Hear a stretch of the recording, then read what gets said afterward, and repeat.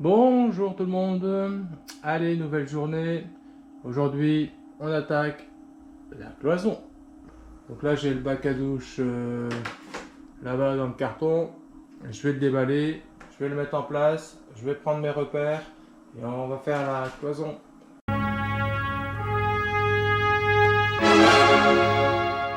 Avant ça, ici j'ai une planche. Là j'ai deux tréteaux et là j'ai du bordel. Donc je pense que je vais me faire une petite table avec les tréteaux et la planche pour ranger tout ce bazar. Parce que là j'en ai un peu partout.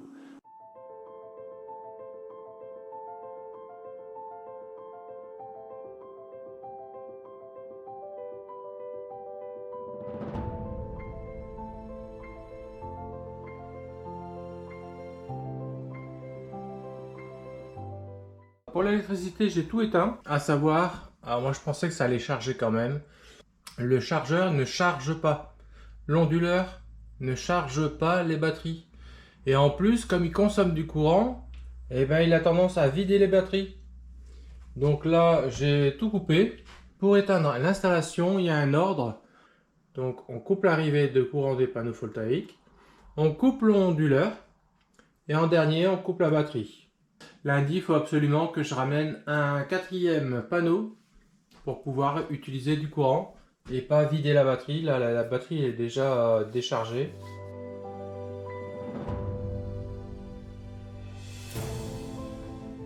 Pour faire la paroi de la douche, je positionne déjà le receveur de douche. Vous voyez, c'est un 90-90. Celui-là, je le pose au sol. On peut le poser au sol. On peut le poser au sol ou le mettre sur plot. Dans ces cas-là, la vidange, on n'est pas obligé de percer dans le sol. Moi ici, je vais faire un trou dans le sol qui va directement en dessous de la tiny house. Si jamais j'ai quoi que ce soit, une fuite, elle ira directement en dessous. Puisque là, comme il est posé au sol, je gagne sur la hauteur et ça fait pas une marche pour marcher dedans. Là, j'ai déjà mis le niveau. On voit déjà qu'il y a une descente dans ce sens-là, dans ce sens-là et dans ce sens-là. Hop. Il faudra juste que j'achète la colle pour mettre en dessous. Donc je positionne le receveur parce que si jamais la paroi elle est trop serrée, ben le receveur il rentre pas. Si la paroi est trop loin, j'ai un jour, et si j'ai un jour, il faut le combler pour pas que l'eau coule dedans. Donc là, je vais prendre un bout de placo, je le mets contre, voilà. Je vais tracer au sol de ce côté-ci, mais je vais garder une marge de manœuvre.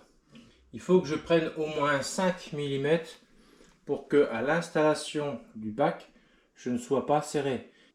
Et comme ça, à l'intérieur, une fois que j'aurai mis le bac à douche, j'aurai juste un joint à faire tout autour.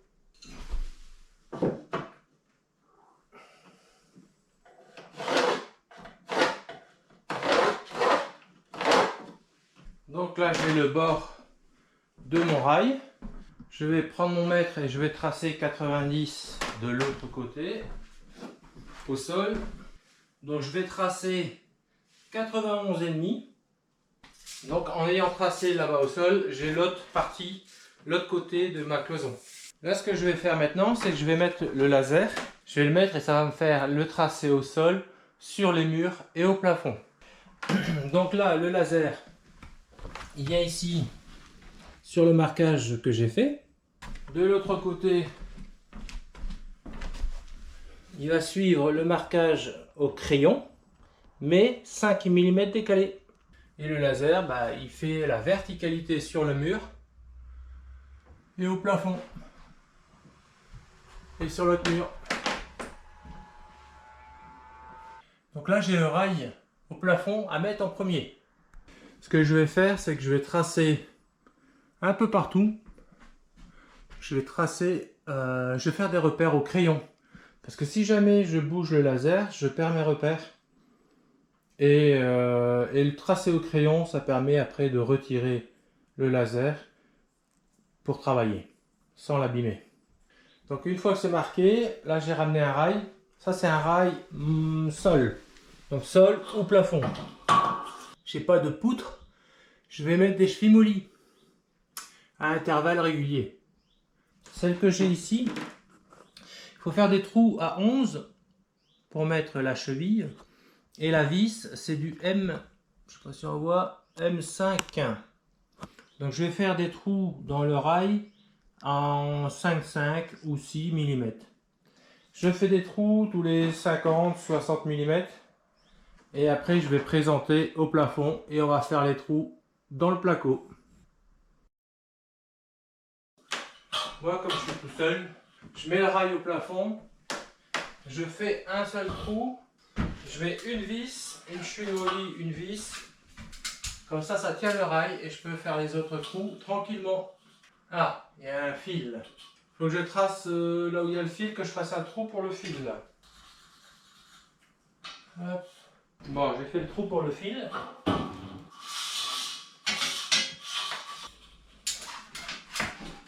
Là, je fais un trou dans le placo. Donc là, j'ai fait un petit trou avec le fourré de 5. Là, je vais mettre le gros fourré. Parce qu'aussi, j'ai ramené la pince cheville mollie. Voilà, elle est prête.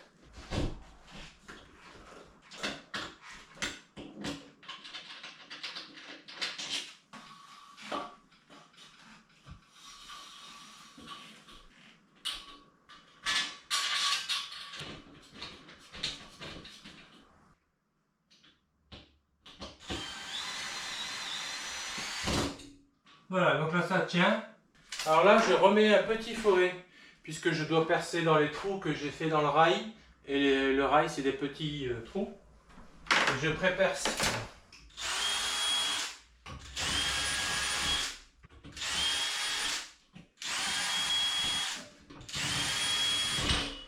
Là je desserre ma vis. Et je peux bouger un petit peu le rail. Je le décale. Ah, il y a le câble. Bon, avec le câble, je suis embêté. Alors, je l'enlève complètement. Voilà. Là, je vais refaire des gros trous pour les chevilles mollies.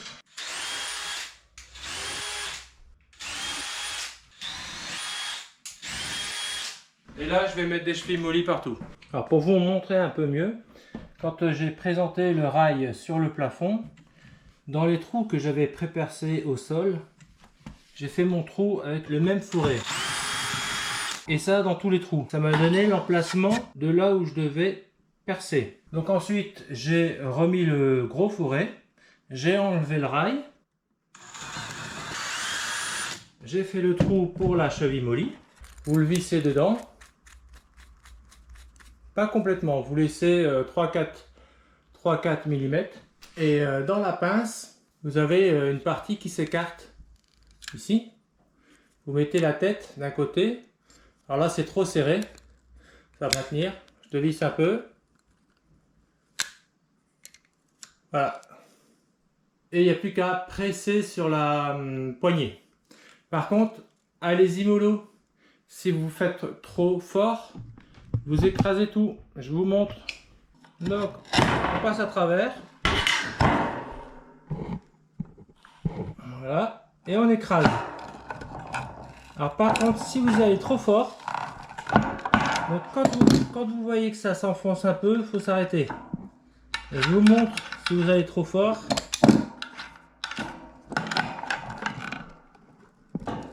Voilà. Donc si vous allez trop fort, ça défonce le placo. Et ça écrase, ça écrabouille tout derrière. Et là, je pense pas que ça tienne grand chose. Et hop, ça écrabouille. Et après, ça tient plus rien. Donc, allez-y, mollo. Allez, on continue. On met le rail au plafond.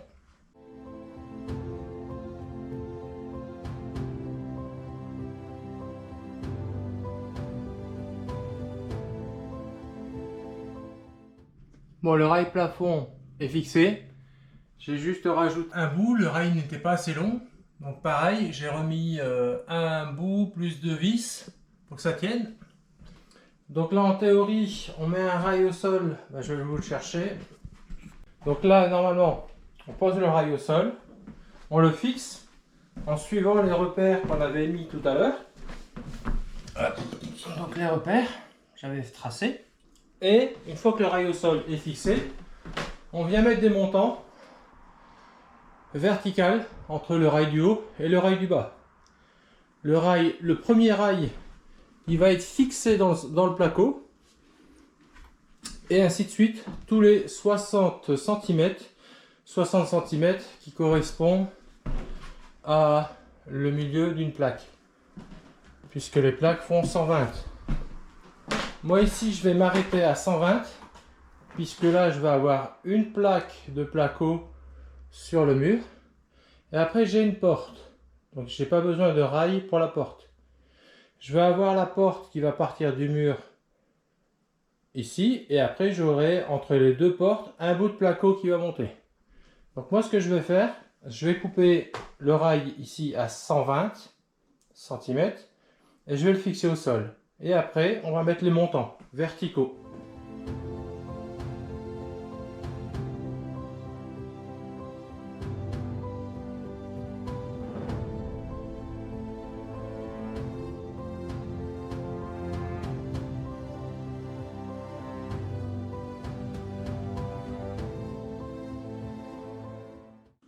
Donc là, j'ai coupé un rail montant. Le rail montant, ça se repère parce qu'ils ont un profil avec un pli sur les bords et en dessous, ça fait une sorte de vague. Ça, c'est des montants. Et j'ai tracé l'emplacement du fil ici et l'emplacement de la gaine. Je vais faire des trous dans le rail et on va venir mettre des chevilles mollies dans le placo. Pour faire les gros trous dans le rail par rapport aux gaines qui sont ici, j'utilise ça. C'est un forêt étagé. C'est-à-dire que vous pouvez faire soit un petit trou, un moyen ou un très gros trou. Ça va couper avec les dents sur le côté là. Ça va couper le rail. Depuis que j'ai essayé, j'utilise tout le temps ça. Donc vis cheville molly. En haut j'ai la structure bois, donc j'ai mis une vis directement dans le bois. Je suis molly et le bois en bas et la grosse gaine. Je suis mauvais élève puisque normalement tous les câbles doivent être mis dans des gaines. Ici, faites pas comme moi, mettez les câbles dans des gaines. Je m'attends à avoir dans les commentaires des électriciens qui vont me dire « Oh, dans les gaines, dans les gaines !» Ben non, là, j'avais pas de gaines. Et ça, les gaines, c'est bien, mais c'est pour au cas où vous voudriez changer le câble qui est dans la gaine. Et bien, vous pouvez tout à fait, quand il y a des gaines, changer les câbles de vos murs.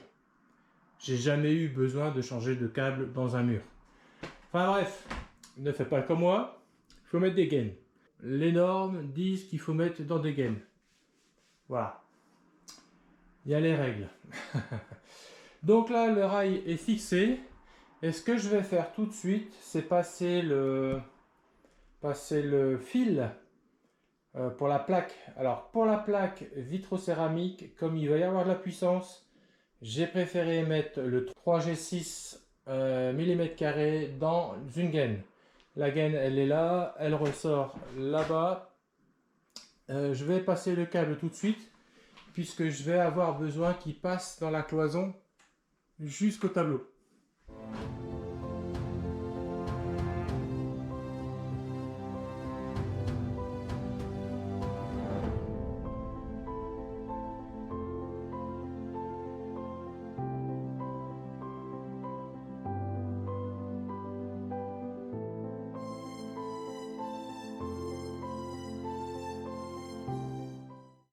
Ce qui peut arriver, arrive. Donc là, le câble, il passait pas le virage. Celui-là, 3G 6 mm. il est trop gros et trop rigide en fait. Le coude ici ne passait pas. J'ai essayé de passer par l'autre côté mais ça bloquait. Si j'arrivais pas ici, ça bloquait. Donc là, en rentrant et en sortant la gaine, le câble est réussi à passer. Idéalement, il faudrait un lubrifiant pour passer le câble dans la gaine. Mais là, j'en ai pas. Donc là, je vais refermer le pare-vapeur. Et je vais remettre la plaque. Après cette courte pause où j'ai failli péter un câble, humour, on va faire les montants verticaux.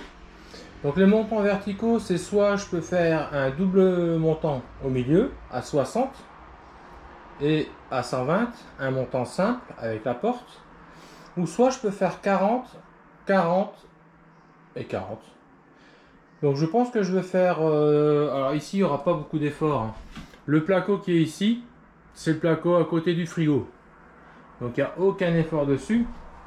Et ce côté-ci de la douche, c'est le côté où on va se doucher. Il n'y aura pas d'effort non plus, il n'y aura pas d'étagère, il n'y aura pas de placard. Donc je veux faire un montant simple à 40, un montant simple à 80 et un montant simple qui va être collé à la porte. Puisque le plafond est en biais, je vais mettre le laser à 120, donc du sol. Ça va me donner l'emplacement et de l'emplacement je pourrai mesurer du sol la hauteur du montant. Parce que la hauteur de celui-là, celui-là et celui-là vont être tous les trois différents.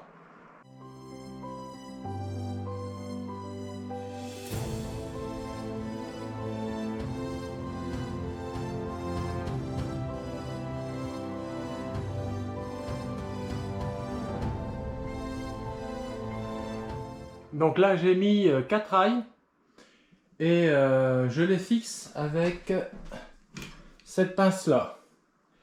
Donc je les fixe en bas de chaque côté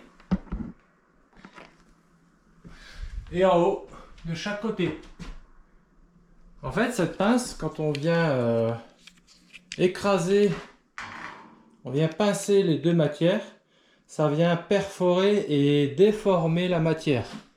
Ça fait un poinçon. Si je vous montre là, à l'intérieur, vous voyez, ça fait un poinçon. Et comme on est en juillet, en fait, ça fait, c'est pas un poinçon d'avril. Eh oui, forcément. Allez, on continue. Donc là, j'ai une porte qui va venir.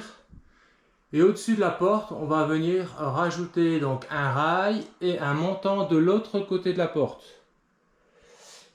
Et ensuite, on continue un bout de cloison et une porte. Ici, comme la porte, elle va être directement contre le mur, je vais commencer par mettre cette porte-là. Je mets la porte ici. Ça va me donner le début de la cloison intermédiaire. Je vais mettre cette porte-là. Et ça va me donner la fin de la cloison intermédiaire. Mais j'ai deux sens d'ouverture. Vous voyez, si je regarde celle-là, on va dire c'est une tirante droite. L'autre, c'est une tirante gauche. Celle-ci, ça sera pour la salle de bain. Et l'autre, ce sera pour le local technique. Attention à ne pas mettre la mauvaise au mauvais endroit. Ça arrive, la loi de Murphy. Tout ce qui peut arriver, arrivera. Allez, je fixe donc la porte sur ce montant-là. Je vais directement percer le montant et mettre des chevilles mollies dans le mur placo. Dans une maison, on essaye d'avoir un jour sous la porte, au minimum d'1 centimètre, pour laisser l'aération. C'est-à-dire que vous avez une VMC, la VMC va aspirer par la bouche d'extraction. Donc généralement, on laisse toujours 1 cm en dessous de la porte au minimum. Donc je vais couper à 2 cm, voire peut-être 2 cm et demi pour avoir un jour. Je vais laisser 2 cm ici. Et demi. C'est parti.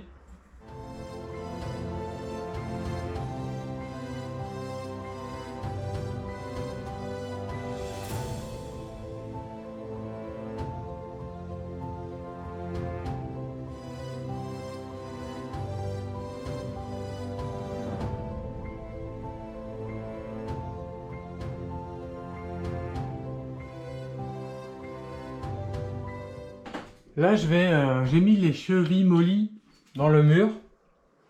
Sauf que là, je suis au bord du filet. Et il n'y aura pas assez de vis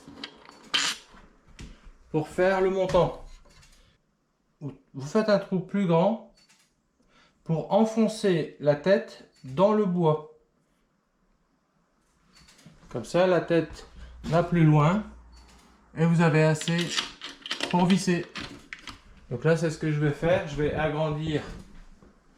Je vais faire un épaulement pour que la tête de la vis rentre un peu plus loin. Là, j'ai mis un rail le long de la porte et je l'ai coupé à la bonne hauteur. Je l'ai fixé le rail dans la porte en faisant attention aussi à l'aplomb de la traverse haute. J'ai mis un rail au sol temporaire parce que celui-là il est trop long pour avoir la hauteur, parce qu'il faut savoir que le rail au sol il a une certaine hauteur et le montant que vous allez mettre dedans il va forcément monter un peu. Donc là je peux même l'enlever. Hop. Voilà. Là j'avais mis ça en attente, c'est une cale. C'est une cale pour rehausser le montant.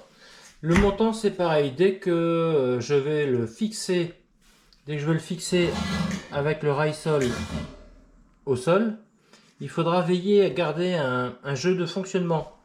Là c'est serré, si le bois gonfle avec l'humidité, la porte se bloque. Donc il faut garder un jeu de fonctionnement. Bon là c'est trop gros, parce qu'après si vous faites trop gros, vous avez le pen qui ne tiendra pas. Donc là, il faudra garder au moins 3 mm de jeu pour la dilatation de la porte. Si un jour il fait humide, la porte elle peut gonfler, bloquer.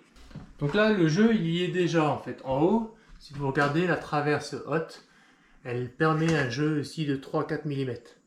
Donc ce jeu de 3-4 mm, il faut le retrouver en bas. Mais comme là il est déjà 6h30 et que j'ai des invités ce soir, je ne peux pas faire d'heure sup. Donc je vais ranger et on continue demain. Allez, à bientôt. Ciao.